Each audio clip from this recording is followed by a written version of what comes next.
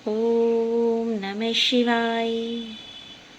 ओम नमः शिवाय। ओम नमः शिवाय।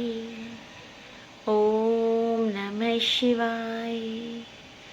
ओम नमः शिवाय।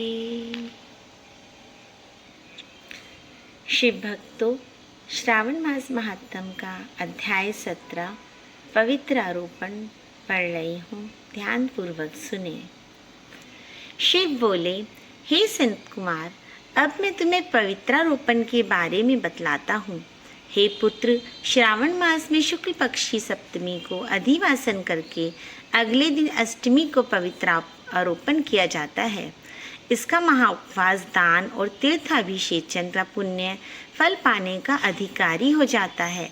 यह एक संशय तथ्य है कि सर्वथा केवल शिव में ही स्थायी होती है। इस प्रकार ना तो आधी व्याधि सताती है और ना ही दुश्मन का भय होता है और ना ही ग्रह पीड़ा होती है। और हे वत्स, राजाओं की पुण्य में बढ़ोतरी करने वाला इससे बढ़कर अन्य कोई श्रावण मास में शुक्ल पक्षी सप्तमी को इससे पहले अधिवासन करके तब देवी पूजन के लिए गंध, फूल, फल आदि सामग्री के साथ सब प्रकार की सामग्री का प्रबंध करके तथा कई प्रकार की नैवेद्य, वस्त्र, आभूषण आदि भी लेकर उसे शुद्ध करके ही पंचगव्य प्राशन करना चाहिए। चरु ही सहायता से दिग्बली तथा अधिवासन करने के पश्चात सुंदर कपड़ों व पत्रों से शुद्ध कर उसे ढांपना चाहिए।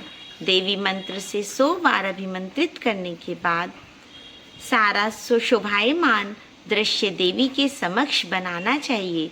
देवी की सेवा हितार्थ अत्यंत भव्य एवं सुंदर मंडप बनाकर वहाँ रात्रि जागरण करें। उसके समक्ष नट, नर्तक, वारांगनाओं व अन्य कुशल नर्तक व नर्तकियों द्वारा गायन और वादन भी होना चाहिए। तब दूसरे दिन सुबह ही स्नान के पश्चात चारों दिशाओं में विधि के अनुसार बलि देनी चाहिए। देवी की नियम अनुसार पूजा अर्चना करके स्त्रियों और ब्राह्मणों को भोजन कराने के पश्चात दक्षिणा देनी चाहिए। शिव बोले, हे संत कुमार, अपनी क्षमता अनुसार नियमों का पालन करते हुए राजा को पूर्णतया स्त्री रमण, जुआ, शिकार, मांस आदि का कठोरता से परित्याग करना, द्विज तथा गुरु को स्वाध्याय का, वैश्य को खेती का तथा व्यापार का 1 सप्ताह के लिए त्याग करना आवश्यक है। 3 दिवस या 3.5 दिन केवल देवी की अर्चना पूजा में लीन रहना चाहिए। जो विद्वान एवं बुद्धिमान जन पवित्रारोपण नहीं करते हैं वह अपने समस्त वर्ष का पुण्य फल खो देते हैं। इसलिए प्रत्येक प्राणी को प्रतिवर्ष यह शुद्ध पवित्रारोपण करना आवश्यक होता है। कर की या सिंह राशि पड़ने पर श्रावण मास की अष्टमी को पवित्रारोपण करें। यह एक नित्य कर्म की तरह होता है। उसको पूरा न करने पर प्राणी पापी कहलाता है। संत कुमार भगवान ने भगवान से पूछा कि हे प्रभु, अब आप मुझे पवित्रारोपण की निर्माण विधि विस्तार से बतलाएं। शिव बोले, हे पुत्र, सूत काटने के लिए ब्राह्मणी रुई इस्तेमाल करे अथवा रेशमी वस्त्र उपयोग में लाए। सूत्रों को त्रिगुणित कर उनको उठा होना अति उत्तम माना गया है। मध्यम 270 हैं तथा 180 सूतों को अधम माना गया है। 100 ग्रंथि का पवित्र, 50 ग्रंथि वाला मध्यम तथा 16 ग्रंथि का कनिष्ठ होता है अथवा 6, 3, 4, 2, 12, 24, 8 ग्रंथि वाला कनिष्ठ पवित्रा माना जाता है। देवी की मूर्ति की नाभि तथा तक सीमित पवित्रा कनिष्ठ, जांघ तक मध्यम दर्जे का, जानू तक पवित्र उत्तम होता है।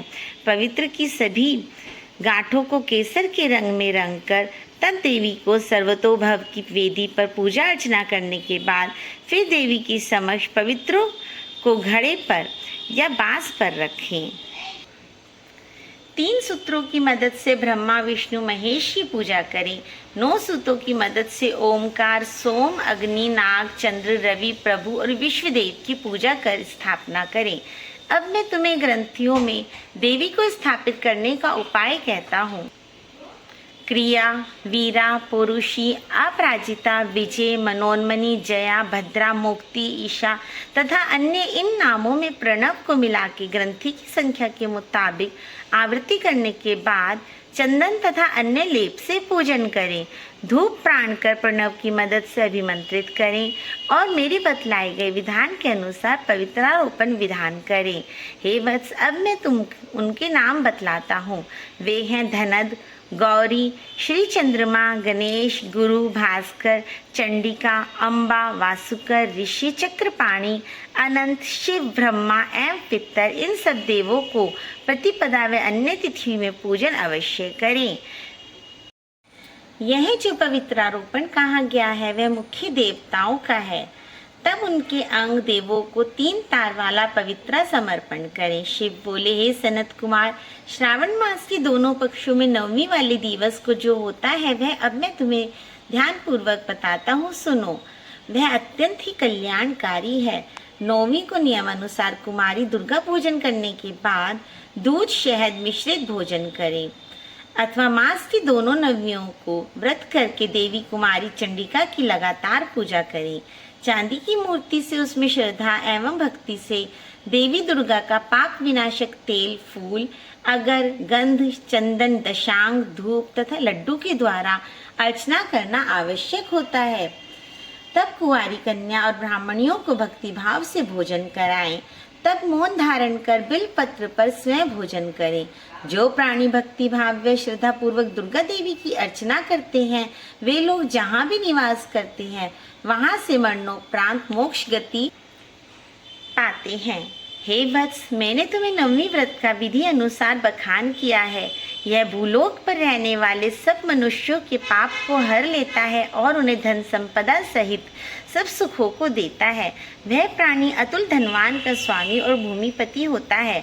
वह पुत्र पौत्रादि वाला होता है। संसार के समस्त सुखों का उपभोग कर वह प्राणी मरणोपरांत मोक्ष को प्राप्त करता है। इस 17वें अध्याय के पाठ श्रवण से पापों का नाश, धन व भूमि का लाभ होता है। हे प्रभु, हे महादेव, हे देवी दुर्गा, गौरा माँ, हम सब पर अपनी कृपा कीजिए। जय भोलेनाथ।